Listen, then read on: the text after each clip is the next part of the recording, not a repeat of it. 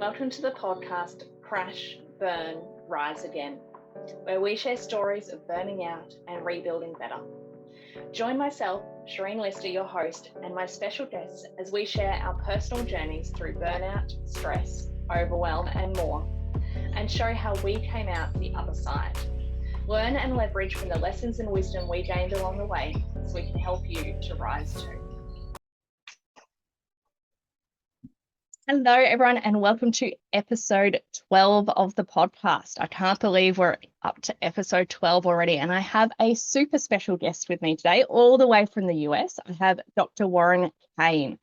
Warren is a psychiatrist who specializes in helping people with professional burnout, anxiety, and depression. So I feel like we're two peas in a pod, like we were meant to be chatting, Warren, because it's exactly what we do. So welcome. It's great to have you here. Can you tell people a little bit more about what you do day to day in your practice? Yeah, absolutely. So just thank you so much again for the opportunity to be here. I really appreciate it. Currently, I am in the United States. I'm here located in Las Vegas, and I do a couple different things. But most of my time I spend in my own private practice that I established back in November of last year. And in my private practice, I see most commonly anxiety, depression, and burnout. And I really try to help the clients that I have overcome some of these struggles. In addition to my private practice, I'm also a community faculty member at the University of Las Vegas School of Medicine. So I provide some education and lectures to the residents about well-being and how to manage stress. Fantastic. So needed. We were just chatting about this, how, we both agree that educating people to make change in their life, to be agents of change, I think is super critical in our well-being, and even in, people dealing with mental health problems. Just really understanding what's going on for you can be so empowering, can't it, to sort of make some change. So I think that education piece is key. So thank you. Yeah. Absolutely. I would totally agree. Knowing kind of the source of stress or the source of burnout can really help guide you on like the proper treatment or treatment that works well for you.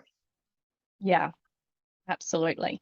So you deal with people every day who have burnout and anxiety and so on. But one of my questions when we started chatting was, but have you as well? Because that's really what my podcast is about us sharing some of our personal experiences. And part of that is us going, hey, we're professionals that deal with this all the time, but we've also had our own experiences and stressors.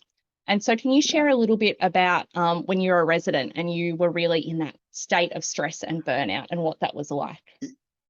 Yeah, absolutely. And yeah, I just like to share that I have been a victim of burnout before. And you know what? A lot of physicians are, and it's so difficult to talk about sometimes. There's definitely a stigma related to it and a stigma related to just, burnout in general. And so, yeah, I'd love to share my story. So during my third year of residency in psychiatry, we're capped out at about 80 hours per week of work. And so I'm working Monday through Friday as a psychiatry resident in our hospitals, treating people, learning from those experiences. But starting the third year of medical school, third year of residency, you can start to work privately in kind of the in outpatient centers, right? And so I was located in Iowa, which was a great learning opportunity, a great area, and they have a lot of rural hospitals there. And so what I ended up doing was joining a hospital there, providing psychiatric services during the weekends. So Monday through Friday, I'm working on an 80-hour work week, and Saturday, Sunday, Monday morning, I'm covering for a hospital. And I was just burning out. And what I mean by burning out is I was working hard, putting all my energy in there. I really enjoyed the work, but I started to notice parts of my life kind of crumbling away in a sense. And I don't like to admit it, but it was there. And only later when I kind of analyzed, or kind of thought back about, what's different in my life, I really realized that, maybe I'm experiencing some burnout, and I need to kind of address it sooner or quicker than later.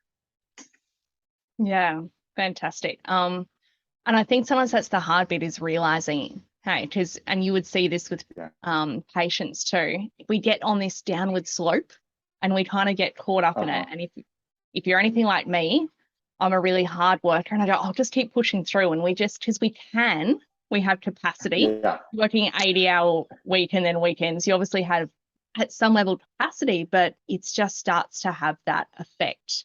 And so what were some of the symptoms then? So you said things started to crumble away. What were the symptoms that you found? Because I love how it's Yeah. all different for people. Yeah, no, absolutely. So, how burnout affected me was in a couple different domains. And I like to think about it in two dimensions, I guess. One was work related, and one was like personally related, life related, right? And so, what I noticed in my work, which was very interesting for me as a physician, is that soon I realized Monday through Friday, my educational experience at the hospital didn't really feel like work at all, just because I was under immense stress on the Saturday, Sunday, and Monday at this hospital. I was the only psychiatrist there. I was managing an inpatient unit. I was also doing consultations on the floor. And basically, this was my first opportunity as a doctor to really call the shots. And so I was stressed heavily on the weekends. And so I thought that was really interesting. It's like, oh my gosh, I'm feeling like my work is actually Saturday through Sunday. And Monday through Friday doesn't feel as much of work. It feels a little bit more relaxed. And that's what I had noticed within myself. Personally, what I started to notice is I was a little bit more grumpy and irritable, and I'm sure if you ask my wife, she would definitely agree. And just my tolerance was just much lower, and I noticed myself not engaging in my hobbies as much, not spending as much time with family and friends, and kind of the values or the things that I really cherished during that time. And so, as my life started to go away from, we always talk about this work-life balance. As my life started to become more heavily work-related and the stress of the job on Saturday and Sunday started to affect me more, I really had to take a step back and ask myself, was it really worth it, right? Was it really worth it? Mm, yeah, absolutely. And, there's just not time in the week either to do all those other things when you're working that many hours. And I think sometimes when we fill so much time, we don't leave any space to fill our cup in those other areas and attend to those values. I talk a lot about work-life balance, not being about this ideal of always having everything level and in balance, but it's like Yeah. fill each cup when you need some. And if there's not time in your day to be filling your hobbies cup and your friends cup and your partner cup, then you can't do it. Of course, it's going to get out of whack and you can't carry it. Hey. Yeah, no, absolutely. I love how you just discussed this because I say the exact same thing to my clients. I really don't talk about work-life balance, and I work with many high-achieving professionals. And as you alluded to earlier, a lot of high-achieving professionals just push through, right? They can do it. Like they have the mental capacity to just work at 100% nonstop, but then it starts to affect the rest of their lives. So I always tell my clients, it's not a work-life balance. In fact, what I would prefer them to do is to have more life than work, because it's again when you talk about this work life balance, it's always so hard to balance it. I tell them to err on the side of more life than work if possible. But yeah, no, absolutely, it's definitely a struggle. Yeah. And I think sometimes it's about changing the nature of our relationship to work helps us do that. So definitely for me, work was my life at one point. And I used to work Yeah. crazy hours and I'd stay back late because I'm like, I'll miss out. So I didn't have anything else going on. And it was when I went, hang on, Yeah. this isn't healthy. And I stepped back and I Yep. got other important things. I started to say no. I started to switch off. I used to be a high school teacher. So same sort of thing can be Uh-huh. really demanding. I didn't Hmm. take work home on weekends. I just stopped. I didn't work school Yeah. holidays, things You like know, that. And I I just changed how I felt about it. I agree with you 100%. And again, that's one of the things I also talk to my clients about is just having healthy boundaries, right? And one of the healthy Mhm. boundaries is with work. And work creep especially can affect all of us, right? Especially in the, this 21st century Zoom like age where we get emails nonstop to us. There's so many times during the day people are just bombarded by work or questions and it seems so easy to answer them in the moment, but over time it really weighs on you. And so when I talk about it, establishing healthy boundaries with work or with life, one of the key things that I tell people is learn to say no, like exactly like you mentioned, because it's so hard for us to do so. Yeah. Yeah, absolutely. Um, so you're working 7 days a week. Your rest of your life's kind of on the wayside, whatever. You're stressed out. You're not even in, it sounds like engaging as much in that Yeah. educational part of your work because it's kind of just like, oh, this relief. What changed to the point that now you can Yeah. sit and tell me today, I don't have stress in my life, which is incredible, Yeah. Warren. How do you Yeah. get to that No, point? No, I definitely changed my life, which is great. But, for me, I was really fortunate to have been married. I'm still married to my wife, and we initially got married back in 2017 or so. But she had kind of noticed me changing, and she's a really great supportive partner. And she really gave me the permission to like feel the way that I was feeling, but also to say no to work. And work has been. I at the time was a primary breadwinner in a sense, right? I was bringing in most of the income, and then on the weekends at the hospital, I was also getting paid a higher salary just because as residents in America, we don't get paid much, especially for the amount of hours that we put in. So financially, I felt dependent on this job, right? And I think that's a lot of my clients kind of end up in this situation is where they're working so much, but at the same time, maybe their life has become accustomed to kind of where they're at financially.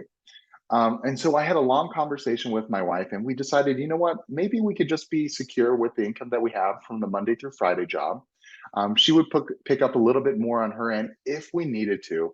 But most importantly, she gave me permission, as a person, as a husband, as a clinician, to be like, you know what, let's take care of yourself a little bit more from Monday through Friday. And on the weekends, we can really focus on, the other aspects and the other things there are in life in general, right? So no, in the end, I really had a supportive wife who was kind of the precipitous to me getting help.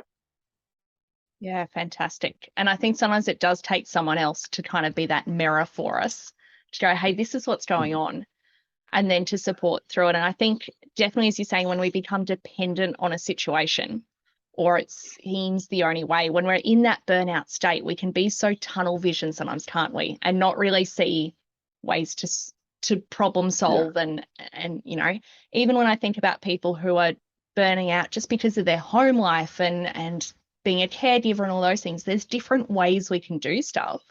We just sometimes can't look outside the box. So getting that yeah, support and that guidance, I think sometimes is really key to see things in a different way. Yeah. So yeah, fantastic. yeah.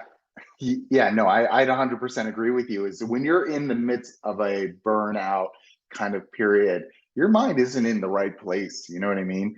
And you're probably not thinking about the situation or other situations as you would if you weren't feeling burnt out, right?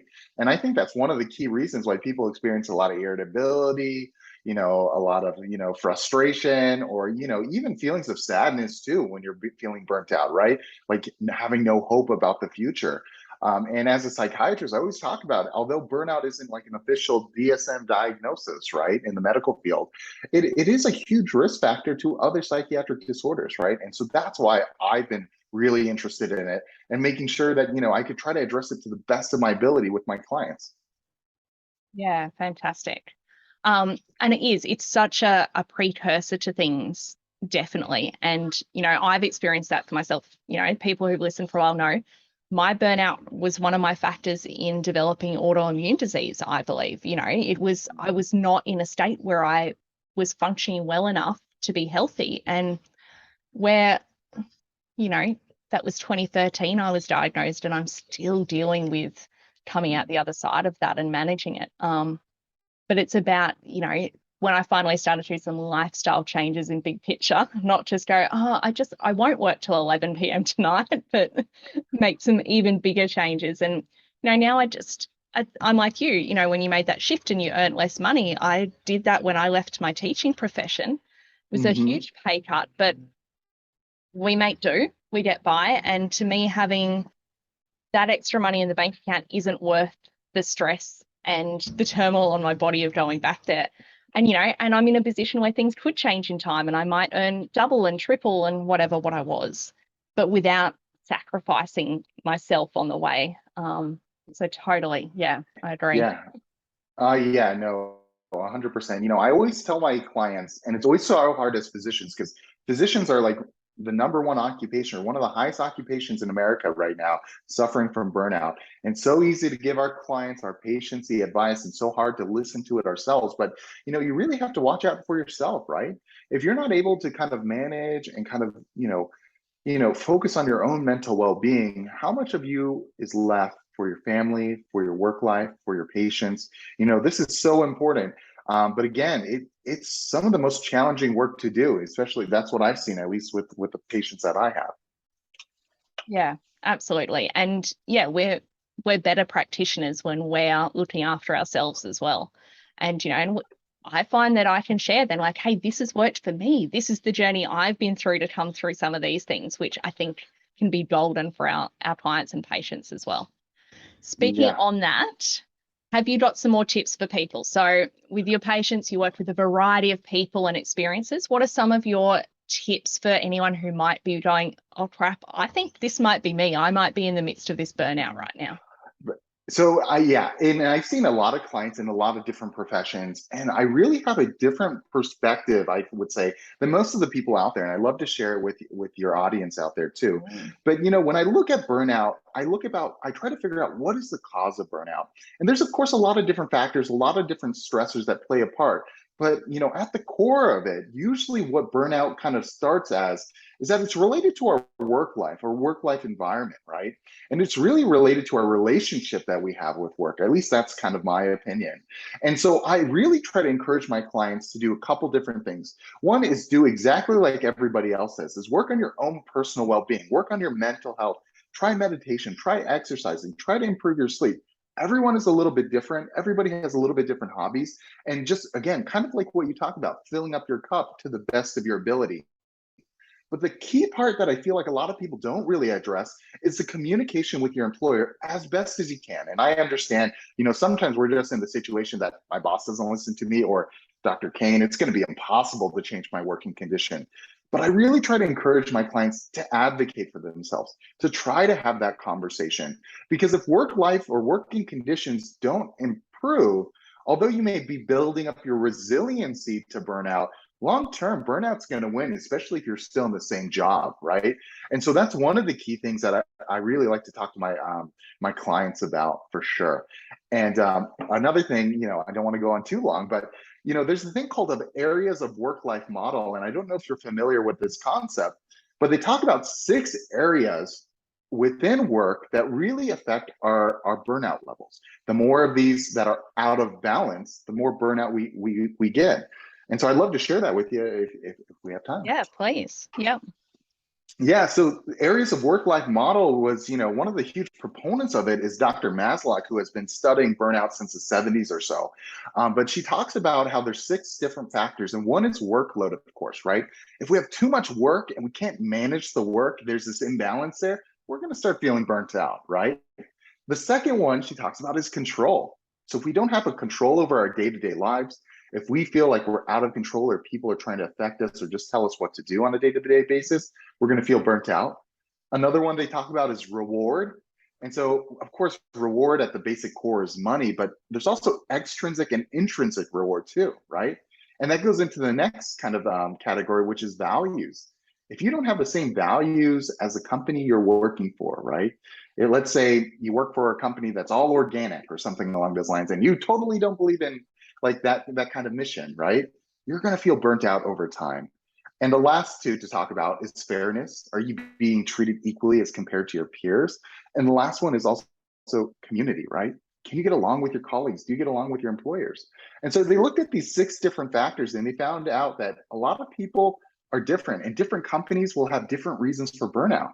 And you know, maybe your audience out there can relate to maybe some of those 6 factors out there, maybe one or more that they're experiencing.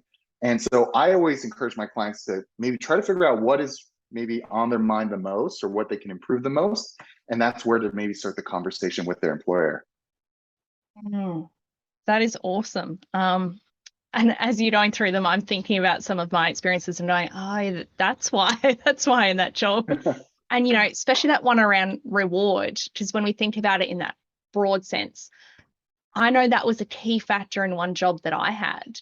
Was I used to work a lot of extra hours, unpaid extra hours. I'd come back for events and things at night, and I wouldn't even get a thank you. I'd get a, here's a cover for an extra lesson first period the next day. I didn't need anything big. But then when I changed jobs, I had at my first evening event, the boss of that job came up to me that night and went, thank you so much for all you've done here. This has been great. I know this is an extra effort. And it's the world of difference to me because that's really important to me as my values. But that's reward, even things like that. Yeah, 100%. And I think with reward, and especially we talk about these different types of reward, I work with different companies at times to improve their work environments. And one of the key things that we talk about is just culture, right? Like, how is the culture at your work? How do you value your employees? Are you taking a pulse, right? Are you taking a pulse on your workforce, right? How are they feeling? What I really feel that's happening, unfortunately, in America and in the world is that we're so reactive when we talk about mental health. We're so reactive when we talk about burnout. But what I really try to encourage, especially the people who can make these changes, is to be more proactive, right? Really trying to assess how your workforce is doing instead of conducting exit interviews, conduct stay interviews. What's going right? What's going wrong? How can we improve it to really retain our employees, right? Or retain people and to make sure that we're happy long term. So yeah, that's a huge thing that I also talk about.